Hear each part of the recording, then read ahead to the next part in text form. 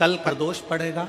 बुधवार की प्रदोष पड़ती है तो शिव रजत भवन में निवास करते हैं। बुधवार की प्रदोष कामना की पूर्ति करती है। मेरा मेरी जीजी से, मेरी बहन से निवेदन है, हर महादेव। तुम दुनिया के साल भर में कितने भी व्रत कर लो, तुम कितने भी उपास कर लो, तुम कितनी भी पूजन कर लो, तुम कितना भी अनुष्ठान कर लो, सारे व्रतों पर, सारे अनुष्ठानों पर, सारी पूजन पर सावन के महीने के जो सोमवार होते हैं, जो शिवरात्रि होती है, जो प्रदोष होती है, ये पूरे साल के व्रतों पर प्रबलता प्रदान करते हैं, बल देते रहते हैं। पर निवेदन है, सावन के सोमवार का व्रत करो, पर ऐसा व्रत मत करना कि तुम्हारे व्रत करने से परमात्मा को भी टेंशन हो जाए।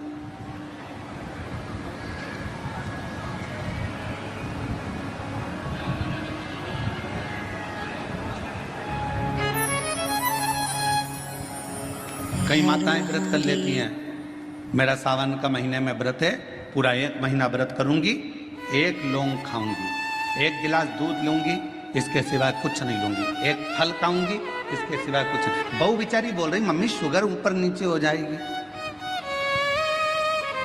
तुम्हारा बीपी ऊंचा नीचा हो जाएगा, तुम तो खाओ पियो। अब आपको पूरे महीने भगवान शंकर की आराधना भी करना है, पूजन भी करना है, अर्चना भी करना है, जाप भी करना है, कथा भी सुनना है, मंदिर भी जाना है, और मालूम पड़ा ऊपर से तुम बीमार पड़ गए। बीमार पड़ गए तो क्या मंदिर जा पाओगे? जम के तो बोलो, नहीं। आराधना कर पाओगे? बैठकर भजन कर पाओगे? कथा सुन पाओगे? नहीं।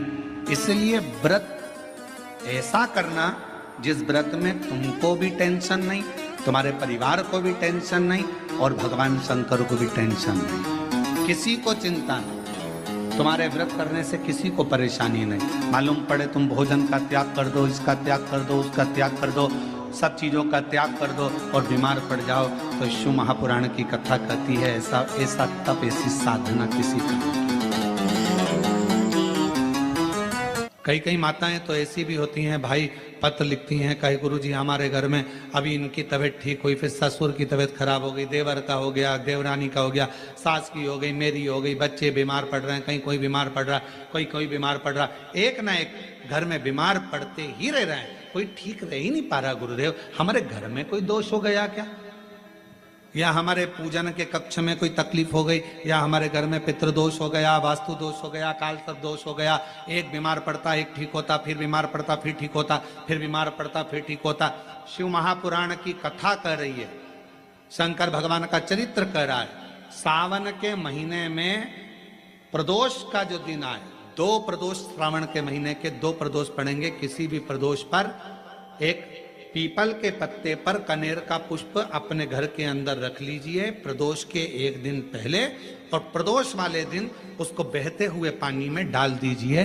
जिंदगी में जो तुम्हारे यहाँ तकलीफ चल रही है, एक उठ रहा है, एक बैठ रहा है, एक बीमार पड़ रहा है, एक ठीक हो रहा है, फिर बीमार पड़ रहा है, फिर ठीक हो रहा है, ये ठीक हुआ, फिर इसको हो गया, फिर इसको कुछ हो गया, फिर किसी को कुछ हो गया, अर्थात शिव का नाम लेकर। और फिर भी ध्यान देना, इस क्रम को करने के लिए आपको तुमरुकेश्वर महादेव का नाम लेना पड़ेगा। कौन से महादेव का नाम बोलना है? तुमरुकेश्वर महादेव, जिन्होंने भगवान शंकर की अविरल भक्ति को धारण करा। एक शिव और एक गुरु, 2 वाणी पर अगर भरोसा निश्चित है तो यह मानकर चलो कि भगवान शंकर आपके जीवन में कभी तकलीफ आने ही नहीं देगा। एक शिव की वाणी, एक गुरु की वाणी। जिस प्रदोष व्रत का हम वर्णन करते हैं, जिस प्रदोष के दिन का आपको बधाई कल हमने दी थी कि प्रदोष की आपको बधाई हो, प्रदोष शाम का जो समय होता है, प्रदोष काल जो होता है, उसका वर्णन जब हम करते हैं, ये प्रदोष की पूजन का विधान किसने बनाया, ये प्रदोष की पूजन का नियम किसने बनाया, ये प्रदोष की संध्या काल का, प्रदोष के समय का पूजन का विधान कौन बनाया, ये प्रदोष के समय पर एक बेलपत्र चढ़ाने का विधान किसने बनाया, प्रदोष के समय पर एक समीपत्र चढ़ने का विधान किसने बनाया, प्रदोष के समय पर अगर मान लो कोई कोई भिखारी से भिखारी व्यक्ति भी है जो ठेला चला रहा है, उसके पास में खाने के लिए कुछ नहीं है, फटे कपड़े पहन रहा है, उसकी जिंदगी में कुछ भी नहीं बचा और कर्जे में लदालूम हो गया। एक चावल का दाना अगर वो प्रदोष के दिन, प्रदोष काल में शाम के समय पर शंकर के शिवलिंग पर चढ़ा देता है तो 3 या 4 प्रदोष में उसका कर्जा चूकना प्रारंभ हो जाता है। प्रदोष का विधान हर महादेव। इतना ये प्रदोष का वर्णन करा किसने? इतना प्रदोष की महत्वता बताई किसने? कौन करे इतना वर्णन? अगर प्रदोष की महत्वता बताने वाला कोई है, इसीलिए मेरे शंकर भगवान माता सती को लेकर कुंभज ऋषि के यहाँ, अगस्त ऋषि के यहाँ कथा सुनने के लिए गए थे, क्योंकि उनके बराबर कोई शंकर के महत्व को बता नहीं सकता और प्रदोष के महत्व को नहीं बता सकता।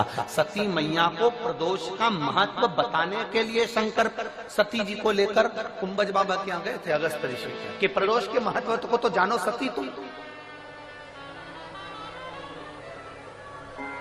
तुम प्रदोष के महत्व को तो सती जानो, तुम प्रदोष के महत्व को तो सती पहचानो कि प्रदोष का महत्व क्या होता है, प्रदोष काल का महत्व क्या होता है, प्रदोष के समय का महत्व क्या होता है।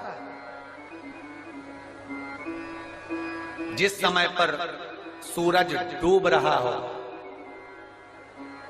चंद्र प्रकाशित हो रहा हो, दोनों का मेल हो रहा हो, ना तो पूरा सूरज डूबा है, ना पूरा चंद्र आया है, ना पूरा अंधेरा है, ना पूरा उजाला है, उस समय को प्रदोष काल कहा गया, उस समय को प्रदोष का समय कहा, प्रदोष काल कहा। अब कई लोग हमसे कहते हैं गुरुजी आप हमको प्रदोष का समय बताया करो कि प्रदोष काल किसको कहते हैं, प्रदोष का समय किसको कहते हैं।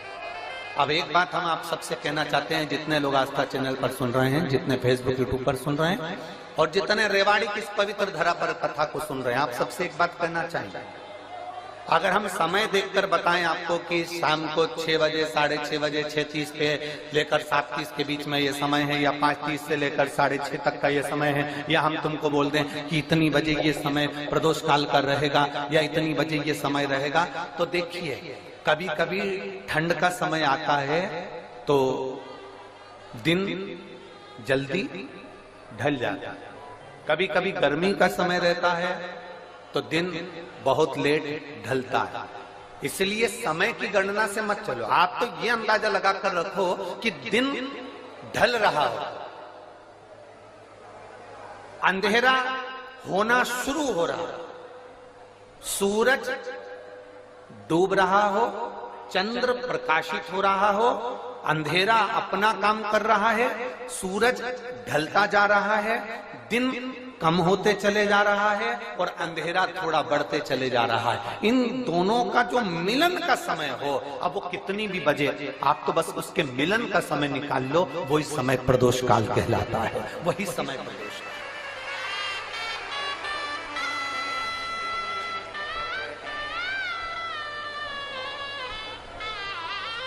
अब प्रदोष काल की पूजन का विधान किसने बनाया? कोई आपसे पूछे तो क्या बताओगे? जम के बोलो। हर महादेव। कौन ने बताया था? अगस्त ऋषि। प्रदोष का नियम बना लो, शिव जी के शिवलिंग पर 5 जगह पर त्रिपुंड लगाना है चंदन का, समझेंगे अच्छे से। मान लो शंकर भगवान का शिवलिंग है और ये शिव जी का शिवलिंग है, ये जलाधारी है, ये गणेश जी का स्थान, कार्तिकेय का स्थान, बीच में अशोक सुंदरी का स्थान। शिव जी के ऊपर जो बूंद बूंद पानी जलाधारी में से टपकता है वो शिव जी की 5 लड़कियां, नाम बोलेंगे साथ में, जया, विषहरा, श्यामली बारी, दौतली, देव। शिव जी की 5 बेटियां। शिवलिंग में अगर आपने, डॉक्टर ने कहा कि बहुत बड़ी बीमारी है, तकलीफ है, 5 स्थान पर त्रिपुंड लगाना प्रारंभ करो। पहला, दूसरा, तीसरा, चौथा, 5वां, अर्थात शिवलिंग के कहीं पर भी भाग पर आप अगर 4 स्थान पर नीचे भी लगाएं और एक स्थान पर ऊपर भी लगाएं। शिवलिंग के किसी भी भाग पर 5 जगह पर चंदन का लेपन करना प्रारंभ करो। उसी चंदन के भाग में से 5 जगह का नमः शिवाय बोलकर थोड़ा सा चंदन लेकर आइए, कंठ पर और वक्षस्थल अर्थात हृदय पर उसको लगाना प्रारंभ करो। धीरे धीरे धीरे